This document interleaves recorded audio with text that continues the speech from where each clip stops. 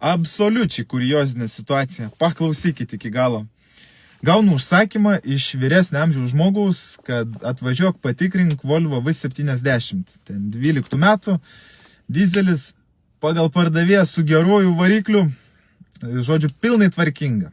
Atvažiuojam į vietą, pakeliu kapotą, 4 cilindrai. O 4 cilindrų yra blogasis variklis. Visi tai žino.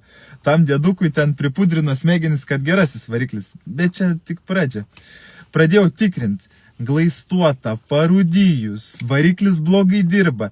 Tas pats variklis jau buvo tvarkytas, nors rida tik tai 180 000. Ir tai dar klausimas, ar tikra.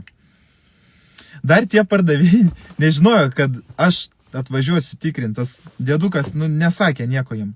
Tiesiog aikštelį susitikom, pradėjau tikrint tą mašiną, mane pamatė to aikštelį, ne, mes jau pardavėm tą mašiną.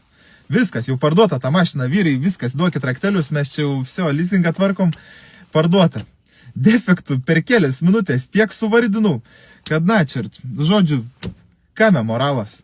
Dėdukas nuėjo į turgų paieškot mašinos. Ne per skelbimus, ne kažkur kažkaip normaliai, o senuoju būdu, einu į turgų ir ieškau.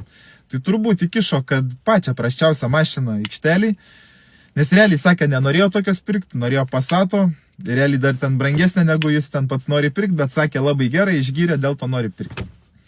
Tai žodžiu, patikra truko 15 minučių ir nėra tenka pirkti. Iš tikrųjų, nei jie pardavė tą mašiną, nei nieka. Žodžiu, neikite turgų, tiesiog ieškoti savo mašinos. Ieškokit skelbimuose, protingai ir dar pasidomėkit apie perkamą mašiną. Ne visi pardavėjai sąžiningi.